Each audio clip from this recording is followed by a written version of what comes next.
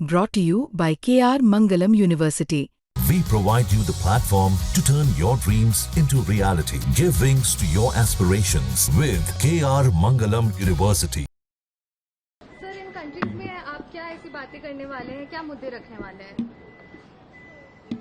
हम सब जानते हैं कि हमने ऑपरेशन सिंदूर के माध्यम से पाकिस्तान को नाकू चने चबाए हैं, तो उस वजह से वो भुखला गया है और पूरे विदेशों में दुष्प्रचार कर रहा है कि भारत हमारी जमीन हड़पना चाहता है, भारत ने हमारे नागरिकों की हत्या की, भारत ने हमारे नागरिक प्रतिष्ठानों पर हमला किया, तो ताकि वो मुद्दे को डाइवर्ट कर सके, भड़का सके।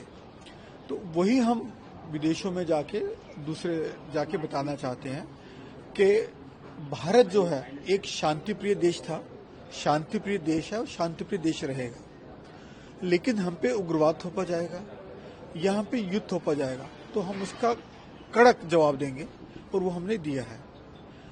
अब 1971 में बांग्लादेश के विषय में हमारी लड़ाई हुई, पाकिस्तान से जंग हुआ, हमने एक बांग्लादेश पे हम चाहते तो हम कब्जा करके भारत के अधीन रख सकते थे, पर हमने ऐसा नहीं किया। हमने एक अलग इंडिपेंडेंट कंट्री बना दिया और सारी स्वतंत्रता उनको दे दी और एक नया देश उभर कर आया। तो भारत की तो ये नीति कभी भी नहीं रही कि दूसरे जगह पर कब्जा करें, दूसरे देशों पर कब्जा करें, किसी की जमीन पर कब्जा करें। हम क्यों करें?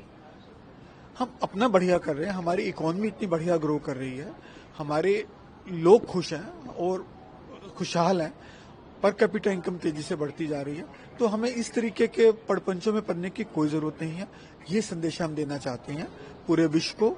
भारत शांतिप्रिय है, रहेगा, लेकिन यदि कोई हमारे साथ गलत करेगा तो हम उसका मुंह तोड़ जवाब देंगे। एक ये हमेशा कहते हैं कि हम परमाणु बम युक्त कंट्री हैं तो हम भारत को डरा लेंगे, लेकिन भारत ने इस ऑपरेशन सिंदूर के माध्यम से ये दिखा दिया उनको कि यदि आप परमाणु युक्त कंट्री हैं, देश है, तो भारत में ये सामर्थ्य है कि हम आपके परमाणु ठिकानों पर जाके, आपके रिएक्टर्स पे जाके हमला करें और आपके सारे परमाणु बमों को आपके ही देश में वहीं ध्वस्त कर सके, वहीं उनको फोड़ सके।